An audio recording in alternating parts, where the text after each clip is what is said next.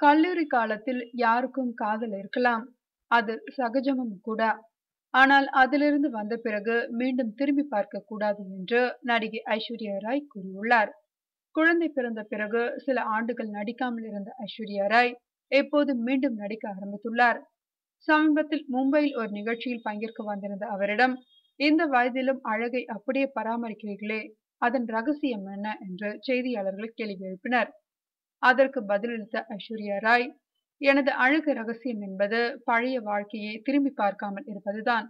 என் வாழ்க்கையில் நிறைய விஷயங்கள் நடந்திருக்கின்றன. இப்போது அவற்றிலிருந்து விடுபட்டு புது வேலையை துவங்கியிருக்கிறேன். நான் இப்போது திருமணமானவள். என் குடும்பத்தின் கௌரவத்தையும் மரபையும் கட்டி காக்கும் பொறுப்பு எனக்கு இருக்கிறதா? அதிலிருந்து எப்போதும் நழுவ மாட்டேன்.